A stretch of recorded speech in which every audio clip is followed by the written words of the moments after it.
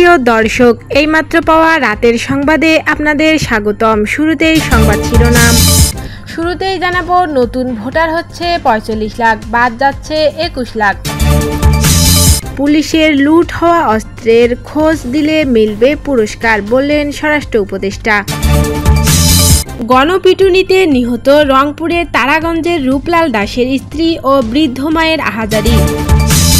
সর্বশেষ জানিয়ে দিব, দেখি শিক্ষার্থীরা এআই দিয়ে পরীক্ষা দিচ্ছে, প্রিন্সিপাল বসে চা খাচ্ছেন, বললেন জাতীয় বিশ্ববিদ্যালয়ের উপাচার্য। সুপ্রিয় দর্শক, এতক্ষণ শুনছিলেন সংবাদ শিরোনাম, এবারে বিস্তারিত। তার আগে অনুরোধ থাকবে, ভিডিওটি ভালো লাগলে এবং আপডেট সংবাদ পেতে চ্যানেলটি সাবস্ক্রাইব করে পাশেই থাকবেন। ধন্যবাদ।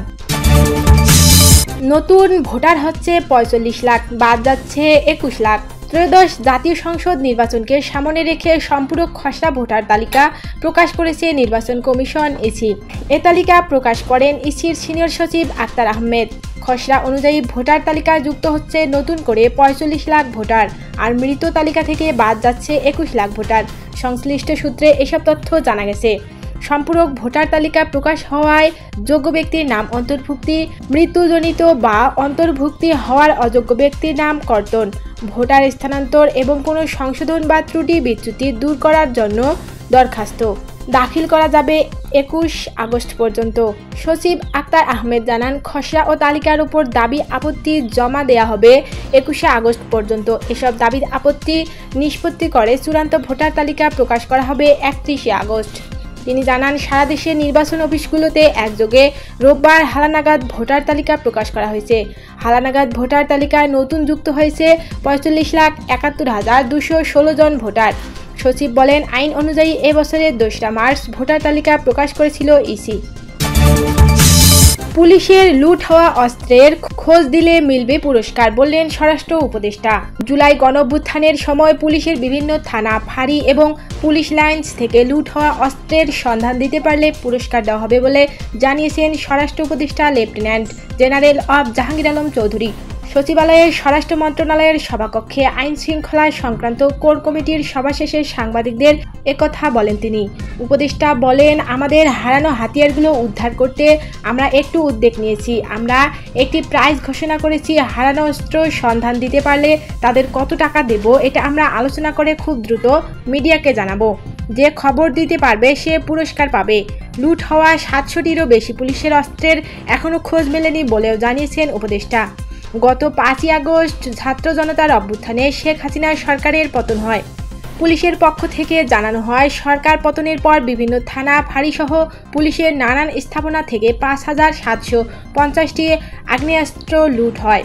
গোলাবারুদ লুট হয় ৬,৫১,৬০৯টি। ৬,৫১,৬০৯টি লুট হওয়া আগ্নেয়াস্ত্র গোলাবারুদের মধ্যে আছে বিভিন্ন ধরনের রাইফেল, এসএমজি, এলএমজি, পিস্তল, শটগান, গ্যাস গান, কাঁদানে গ্যাস লঞ্চার, কাঁদানে গ্যাসের শেল, কাঁদানে গ্যাসের স্প্রে, সাউন্ড গ্রেনেড ও বিভিন্ন বোরের গুলি।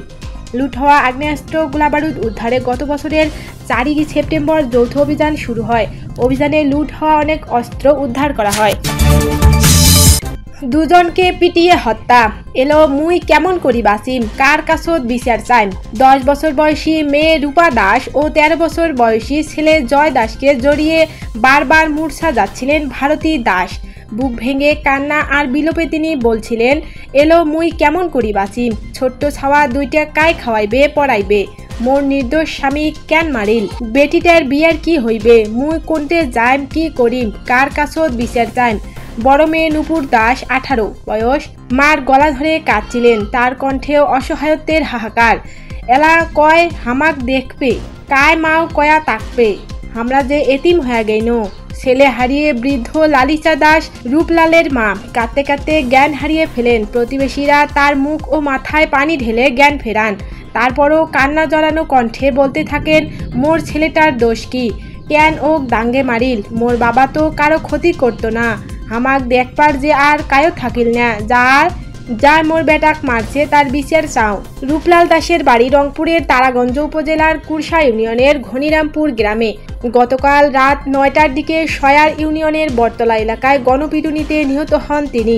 একই ঘটনায় নিহত হন তার ভাগিনীর স্বামী প্রদীপ দাস। দেখি শিক্ষার্থীরা এআই দিয়ে পরীক্ষা দিচ্ছে, প্রিন্সিপাল বসে চা খাচ্ছেন, বললেন জাতীয় বিশ্ববিদ্যালয়ের উপাচার্য। জাতীয় বিশ্ববিদ্যালয়ের পাঠ্যক্রমের সঙ্গে শিল্প খাতের কোনো সংযোগ নেই বলে মন্তব্য করেছেন বিশ্ববিদ্যালয়ের উপাচার্য ASM আমানুল্লাহ।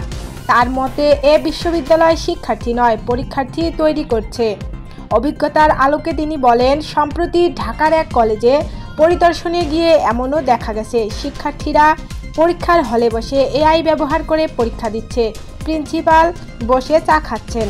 রাজধানীর গুলশানের একটি হোটেলে অন্তর্বর্তীকালীন সরকারের ৩৬৫ দিন শীর্ষক সংলাপে উপাচার্য ASM আমানুল্লাহ একথা বলেন। সংলাপ আয়োজন করেছে বেসরকারি গবেষণা প্রতিষ্ঠান সেন্টার ফর পলিসি ডায়ালগ। সংলাপে জাতীয় বিশ্ববিদ্যালয়ের উপাচার্য বলেন, জাতীয় বিশ্ববিদ্যালয়ের পরীক্ষা পদ্ধতি ও পাঠ্যক্রমে শিক্ষা ও শিল্পের সংযোগ প্রায় শূন্য। তারপরও এটা নিয়ে কেউ কথা বলেন না, কারণ দেশে বড় বড় কোম্পানিতে জাতীয় বিশ্ববিদ্যালয় থেকে পাশ করা শিক্ষার্থীর প্রয়োজন আছে। এসব শিক্ষার্থী দক্ষ নন, তাদের উচ্চাকাঙ্ক্ষাও কম, এজন্য তাদের সহজে ম্যানিপুলেট করা যায়, দীর্ঘ সময় ধরে তাদের ব্যবহার করা যায়।